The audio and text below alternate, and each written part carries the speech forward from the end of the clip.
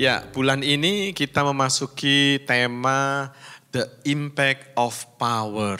Bagaimana dampak dari kuasa itu. Ya, saya kasih gambarnya, kalau saudara lihat di komputer atau apa yang ada tandanya, simbolnya seperti ini, itu kalau saudara tekan, terus apa yang terjadi? Hidup, ya, hidup, nyala, ada powernya. Berarti powernya itu harus ditekan baru hidup. Kalau nggak ditekan, nggak hidup. Ya saudara ya, banyak anak-anak Tuhan mengaku Kristen, tapi nggak menekan power ini. Jadi ya kita hidupnya biasa-biasa. Waktu ini Pak Benny pernah ngomong, kita harus hidupnya extraordinary, bukan biasa-biasa. Nah kalau mau extraordinary, saudara harus tekan itu, push the button of the power ini, supaya kita semakin extraordinary. Amin, setuju enggak saudara? Setuju ya? Saya percaya kalau saudara mendengar firman ini, lalu menangkapnya, dan melakukannya dalam kehidupan kita, saya percaya impact of power itu benar-benar terjadi dalam kehidupan saudara dan saya. Pujian yang tadi dinyanyikan mungkin agak baru ya buat saudara, tetapi setiap saudara nyanyikan per kata tadi, per liriknya, itu sesuatu yang membangkitkan. Lirik lagu tadi itu membuat kita hidup, membuat kita semangat, membuat kita semakin menyala di dalam Tuhan. Jadi kalau saudara nyanyikan pujian, saudara benar-benar nyanyikan dari dalam hatimu. Sehingga setiap deklarasikan per lirik tadi, itu kata-kata yang membangkitkan. Ada amin? Yes. The impact of power ini diambil dari ayatnya 2 Petrus 1 ayat 3. Karena kita baca sama-sama ya, 1, 2, 3. Karena kuasa ilahinya telah menganugerahkan kepada kita segala sesuatu yang berguna untuk hidup yang saleh oleh pengenalan kita akan Dia yang telah memanggil kita oleh kuasanya yang mulia dan ajaib. Ada Brian, saudara, jadi kita bahasa Inggrisnya baca ya Brian. You alone read the English versions loudly. 1, 2, 3.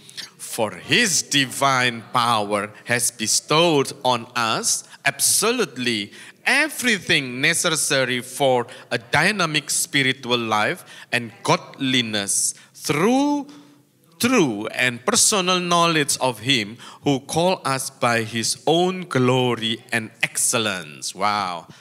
Firman ini mengatakan bahwa karena kuasa ilahinya, ya, power itu tadi, telah menganugerahkan kita segala sesuatu yang berguna. Jadi power itu, kuasa yang diberikan itu benar-benar berguna dalam kehidupan kita. Jadi seluruh kehidupan kita, kalau tidak memiliki kuasa itu, kita nggak bisa apa-apa. Justru karena kuasa itu yang membuat kita mampu untuk melakukan segala sesuatu. Karena itu mendatangkan kebaikan. Nah, ayat yang di sini Yohanes 16 ayat 7 dikatakan demikian. Namun benar yang kukatakan ini kepadamu adalah lebih berguna bagi kamu jika aku pergi. Sebab jikalau aku tidak pergi, penghibur itu tidak akan datang kepadamu. Tetapi jikalau aku pergi, aku akan mengutus Dia kepadamu.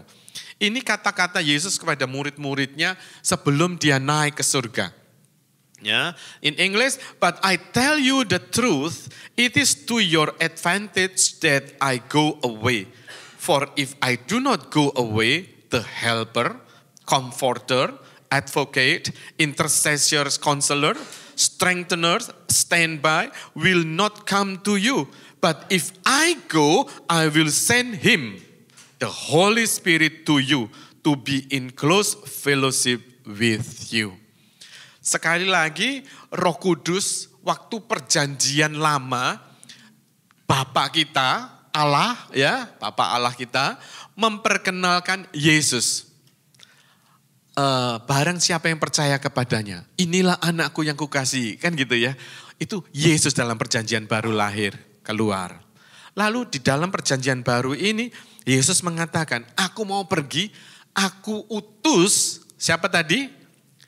Penghibur itu, untuk aku mengutus dia kepada saudara dan saya. Jadi di perjanjian baru, Yesus memperkenalkan pribadi. Kemarin Pak Hin mengatakan, Holy Spirit itu pribadi. Jadi seseorang. Jadi kalau Tuhan di dalam perjanjian lama sudah memperkenalkan Holy Spirit itu aku mau pergi, Holy Spirit aku utus untuk saudara dan saya. Berarti penting enggak Holy Spirit ini? Penting saudara, karena Holy Spirit ini yang bekerja di akhir zaman ini lagi gencar-gencarnya. Ya, perjanjian lama tugasnya Bapa, sudah selesai. Perjanjian baru tugasnya siapa? Yesus, betul ya? Sekarang tugasnya siapa? Roh Kudus. Oleh karena itu kita harus mengerti impact dari Roh Kudus ini apa dalam kehidupan kita.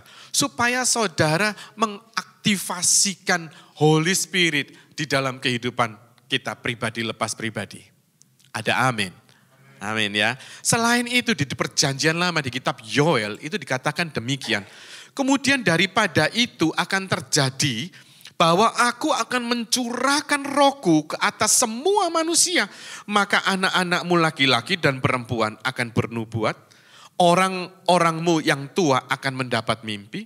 Teruna-terunamu akan mendapat penglihatan-penglihatan. Juga ke atas hamba-hambamu laki-laki dan perempuan akan kucurahkan rohku pada hari-hari itu. The promise of the Spirit, it shall come about after this that I shall pour out my Spirit on all mankind. And your sons and your daughters will prophesy. Your old men will dream dreams. Your young men will see vision. Even on the male and female servants, I will pour out my Spirit in those days. Kapan itu? Sekarang. Ya, janji Holy Spirit ini diberikan buat siapa saja yang mau. Yang gak mau, gak bisa. Makanya kita yang mengaku Kristen, kita anak Tuhan, kita harus push the button tadi. Supaya power itu bekerja di dalam kehidupan kita. Ada bagian saudara dan saya harus push. Betul? Kalau saudara nggak push komputer saudara, sampai elek komputernya nggak hidup. Ini ahli yang komputer nih Pak Ben ini. Ya, benar ya Pak Ben? Dan di push intinya ya nggak bisa ngapa-ngapain. Untuk itu anak-anak Tuhan harus push. Power itu berarti ada dampak dari power itu. Begitu saudara push power itu, saudara bisa melihat hasil listrik ya, hasil listrik yang di push the button untuk power itu, komputernya nyala saudara. Nyala itu maksudnya hidup. Hidup itu tidak jalan toh. Hidup, nah ini bahasa Indonesianya nggak ngerti aku. Turn on, kan gitu kan. Jadi nah kita bisa melihat apa yang saudara mau, saudara bisa lihat karena saudara push the button of the power. Ya, sekarang ada beberapa dampak dari Roh Kudus ada di dalam kehidupan kita. Kita melakukan yang tugas kita, push tadi, betul? Tapi ada bagian dari Roh Kudus yaitu yang supranatural, yang kita nggak bisa lakukan. Itu bagiannya Holy Spirit. Amin. Jadi Holy Spirit ini bukan orang asing. Holy Spirit ini bagian dari Allah, Bapa, Putra, dan Roh Kudus. Jadi kita harus mengaktifasikan kuasa ini dalam kehidupan kita. Ada amin. Yes gitu saudara. Ini kuasa sudah diberikan buat semua orang. Firman ini mengatakan. Baik itu laki-laki, baik itu perempuan, baik itu bos, baik itu karyawan, baik itu anak-anak, baik itu orang tua. Semuanya diberikan kuasa itu. Jadi saudara jangan bilang, oh itu cuma pendeta aja, oh itu cuma nabiah aja. No, everyone, all mankind, semua manusia dikasih ini saudara. Saat saudara percaya Yesus Kristus sebagai juru selamatmu, itu saudara terima Roh Kudus. Ada amin. Saat saudara dibaptis dalam nama Bapa, Putra, dan Roh Kudus, itu saudara sudah terima 3 in 1 itu. Jadi Roh Kudus sudah ada di dalam hidupmu. Tinggal saudara mengaktifasikan. Supaya kuasanya bisa berdampak di dalam kehidupan kita. Yes? Nah, pertama, we are a temple of Holy Spirit. Dampak Holy Spirit ada di saat ini, waktu pencurahan Pentakosta yang pertama itu dampaknya apa? Di 1 Korintus 6 ayat 19 dikatakan, atau tidak tahukah kamu bahwa tubuhmu adalah bait Roh Kudus yang diam di dalam kamu. Roh Kudus yang kamu peroleh dari Allah dan bahwa kamu bukan milik kamu sendiri. Do you not know that your body is a temple of the Holy Spirit who is within you, whom you have received as a gift from God, and that you are not your own property. Ya, amin saudara. Jadi waktu saudara terima Yesus sebagai juru selamat, saudara terima juga Roh Kudus dalam hidupmu. Dan Roh Kudus ini bilang, kalau aku ada di dalammu, berarti kamu ini baitku, rumahku. Ya, lalu kalau kita rumahnya Roh Kudus, kita bukan pemiliknya lagi atas diri kita. Tapi banyak anak Tuhan, kalau dalam kondisi tertentu, dia minta bantuan Roh Kudus. Tapi dalam kondisi yang enak, nyaman, tentram, Roh Kudus, kamu duduk manis di situ. Ini punyaku. Nah, manusia condong melakukan seperti hal ini. Dalam hal ini, kalau Roh Kudus ada di dalam hidupmu, kalau tubuhmu adalah rumahnya Roh Kudus, makanya kita kenal kamu lahir baru. Newborn Christian. Apa sih Kristen lahir baru? Ya itu tadi, aku meninggalkan propertiku. It is not belong our own property, tapi belong to God. Kalau ini sudah tubuh ini miliknya Kristus, itu artinya saudara ini bukan aku lagi. Paulus mengatakan hidupku bukannya aku lagi, tapi Yesus yang ada dalamku. Hidup ini hanya untuk Yesus. Karena ini bukan belong to our. Ya. Lalu we are a body of Christ. Kalau saudara mengatakan Roh Kudus ada di dalam dirimu, berarti kita adalah bagian dari tubuh Kristus. Betul enggak? Kristus kepalanya, kita bagian tubuh Kristus. Mengerti saudara?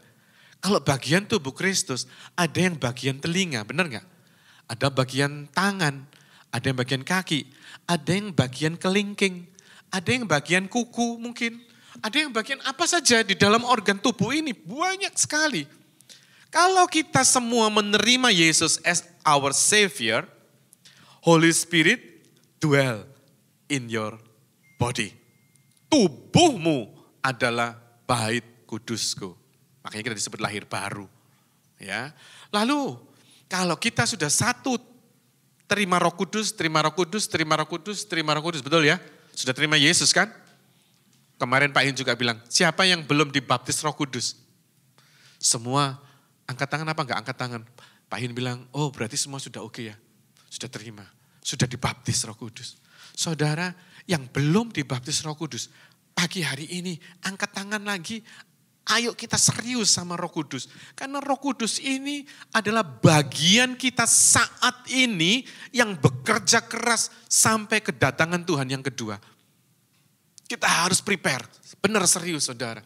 Roh Kudus ini mengatakan kalau aku tinggal di dalam hidupmu, kamu adalah bagian tubuh Kristus.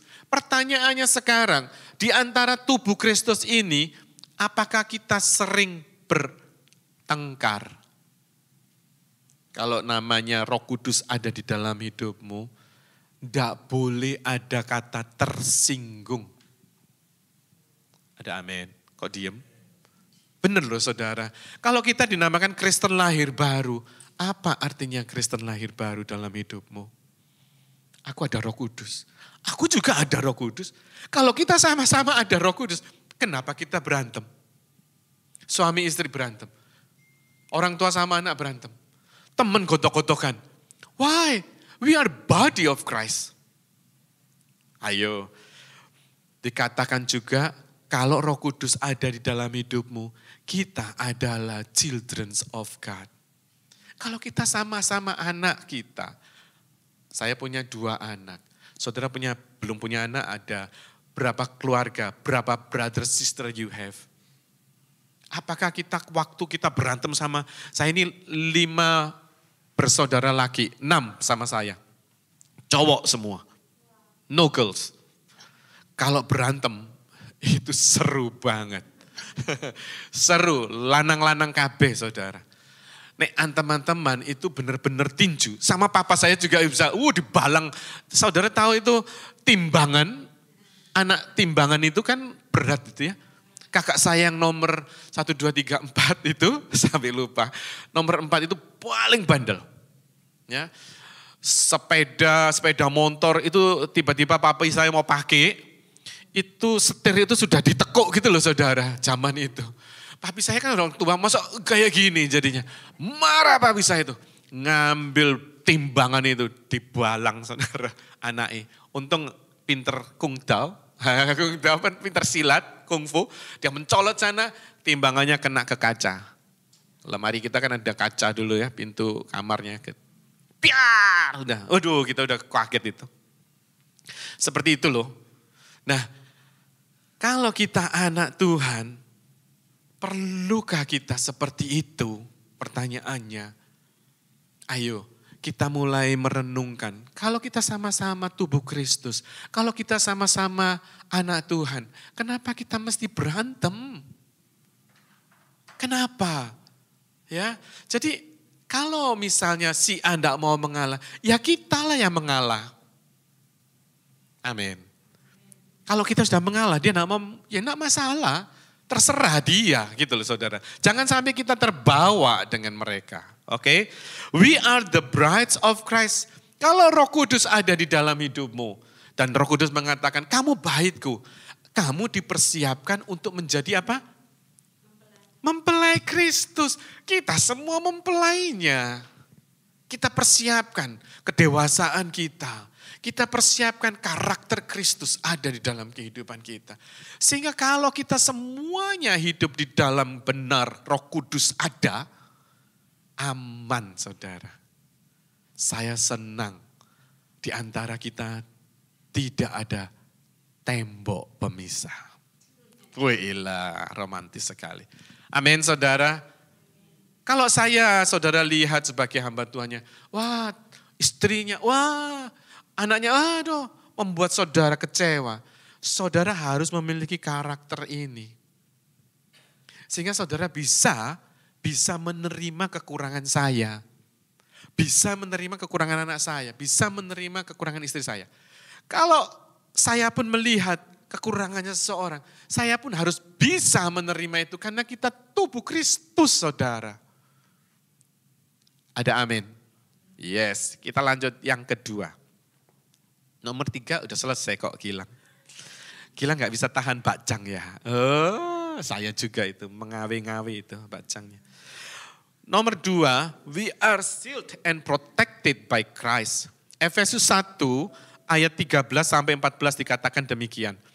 Di dalam Dia, kamu juga karena kamu telah mendengar firman kebenaran, yaitu apa? Injil keselamatanmu. Di dalam Dia, kamu juga ketika kamu percaya dimeteraikan dengan Roh Kudus yang dijanjikannya itu. Dan Roh Kudus itu adalah jaminan bagian kita sampai kita memperoleh seluruhnya, yaitu apa? Penebusan yang menjadikan kita milik Allah untuk memuji kemuliaannya. In Him you also, when you heard the word of truth, the good news of your salvations, and as a result believe in Him, were stamped with the seal of the promised Holy Spirit, The one promised by Christ, janjinya Kristus betul. Aku pergi, aku akan kirim itu penghibur. Betul, janjinya Kristus. As owned and protected by God. The Spirit is the guarantee, the first installment, the pledge, a foretaste of our inheritance until the redemption of God's own purchased possessions, His believers to the praise of His glory. Jadi, Holy Spirit yang dijanjikan Tuhan itu, dampaknya buat kita itu sebagai stamp, seal, bukti bahwa benar-benar kita belong to God property. Merupakan stamp and proteksi dari Roh Kudus. Dampaknya Roh Kudus dalam kehidupan kita, kita ini dijamin miliknya siapa? Kristus. Sekalipun kita meninggalkan Tuhan, tetap stamp itu sudah ada dalam kehidupan kita. Sampai di dunia orang mati pun kamu lari dari Tuhan, Tuhan tetap menemukan saudara dan saya. Karena ini stamp sudah. You have paid. Tadi pujiannya juga mengatakan, apa? Kamu ada stain, apa tadi itu? Crimson stain. Itu kayak karatene yang gitu kali ya, stain yang sudah nemplek. Itu dihapus jadi putih bersih. Gara-gara stamp tadi. Stamp apa? Stampnya Holy Spirit ada di dalam kehidupan saudara. Dampak Holy Spirit ada di dalam kehidupan kita, itu kita diproteksi. Nah, selain itu apa lagi? We are filled with Holy Spirit.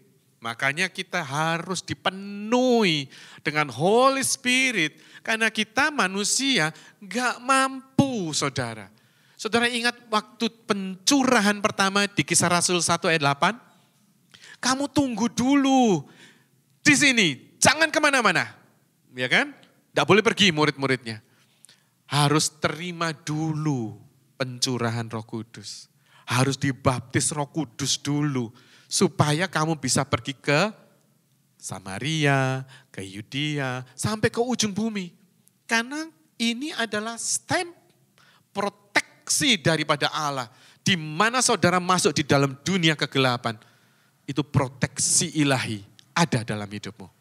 Lalu we are baptized by Holy Spirit. Kalau ada Roh Kudus, dampaknya apa? Dia akan membaptis saudara dan saya. Waktu Yesus dibaptis di dalam air, begitu dia keluar, ada merpati kan? Ada sign, ada stamp, ini anak Allah yang hidup.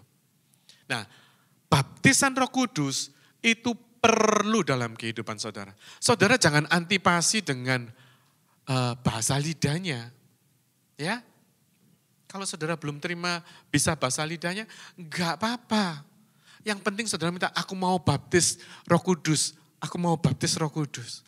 Nanti masalah ngomongnya, speak in tongue-nya, itu automatically dari Roh Kudus. Enggak bisa ditiru-tiru saudara. Enggak boleh kita menirunya, enggak bisa. Ya, tapi yang poin utama, saudara mau menerima Roh Kudus, saudara mau dibaptis, dipenuhi oleh Roh Kudus, itu poin kita. Kenapa? Itu stamp buat saudara dan saya, sealed, ini apa ini, kayak ada pom gitu kan. Nah, orang sudah bisa makan, oh ini ada izinnya. Nah, ini stamp, des. Kita milik Kristus. We are speaking in tongues, itu dari Roh Kudus.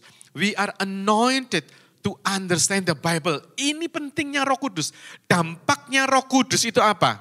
Selain dia men-stamp kita, memproteksi kita. Dampaknya apa? Saudara pernah baca firman, nggak ngerti? Nggak mudeng istilahnya. Baca firman ini ngomong apa ayat ini ya? Malah nguap dia. Oh, ngantuk. Itu ada di sini banyak.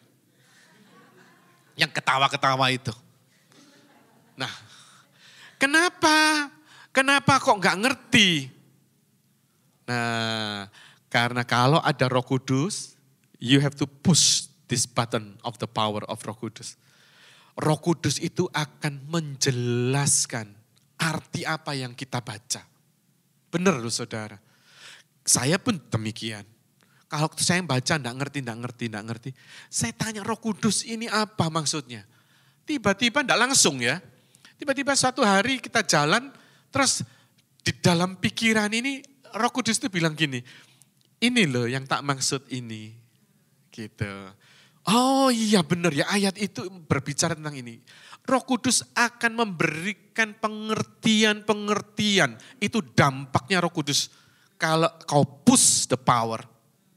Penting gak? Penting saudara. Di akhir zaman ini banyak ajaran yang menyesatkan.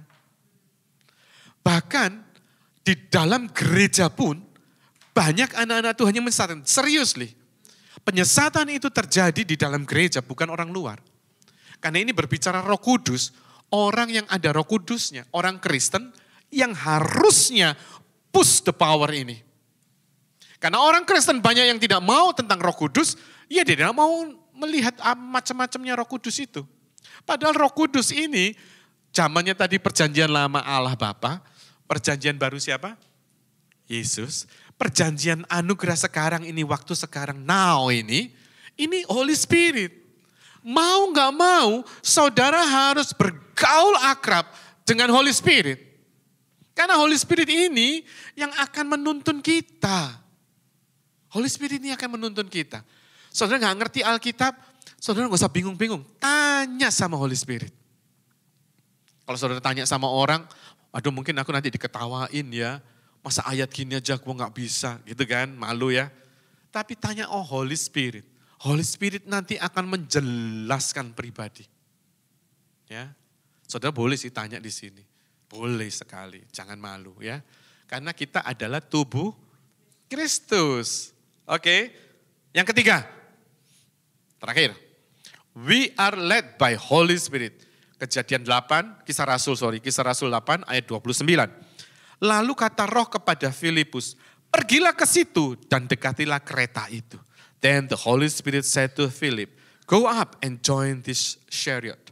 Ini waktu itu kasidah itu ya. Sida-sida. Maksud saya, dampak Holy Spirit ini selain yang tadi, 1, 2 tadi. Yang ketiga, Holy Spirit itu memimpin kita. Memberitahu kita apa yang harus saudara dan saya lakukan. Ya, kadang ini seperti ini tadi, Roh itu berkata kepada Filipus, pergi ke situ. Tiba-tiba kita kadang disuruh sama Tuhan, muncul wajahnya si A gitu ya. Doakan dia. Tiba-tiba Holy Spirit akan memimpin kita. We are always directed by Holy Spirit. Kalau kita terima Roh Kudus, kalau kita dibaptis Roh Kudus, itu Roh Kudus yang akan mendirect kita, menuntun kita, mengarahkan kita untuk misalnya tanda tangan dengan kolega saudara, mau kerjasama dengan A sama B sama C. Roh Kudus bisa ngomong nanti, kamu sama A saja atau kamu jangan semuanya. Roh Kudus bisa memimpin. Pentingnya Roh Kudus itu seperti itu. We are sanctified by the Holy Spirit.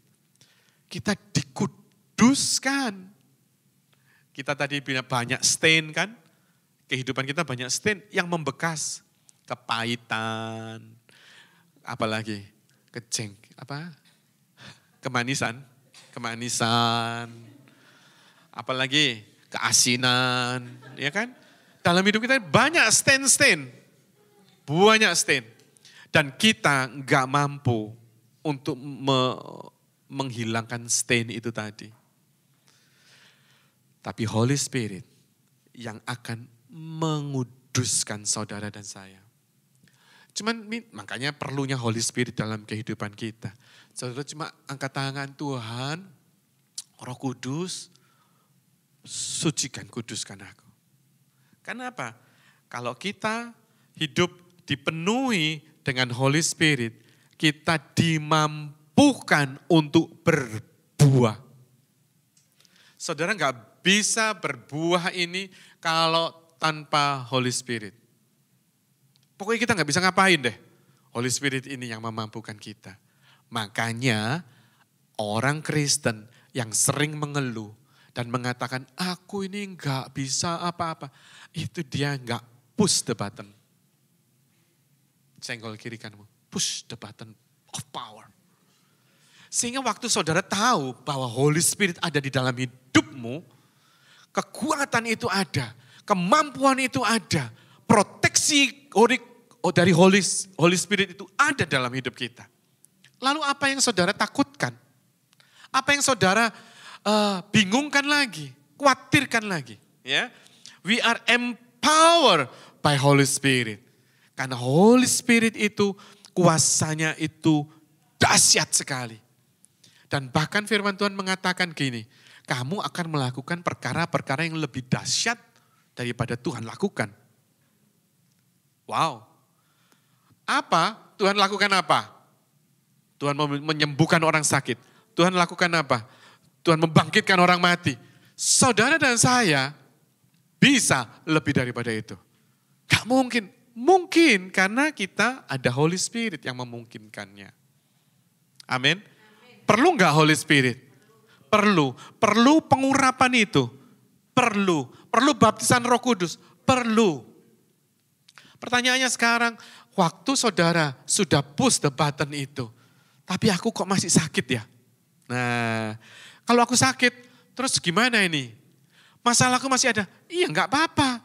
Masalah boleh ada, tetapi kita sama kuasanya itu berjalan dari hari kepada kemuliaan, mujizat demi mujizat, kekuatan demi kekuatan, enggak gampang loyo saudara.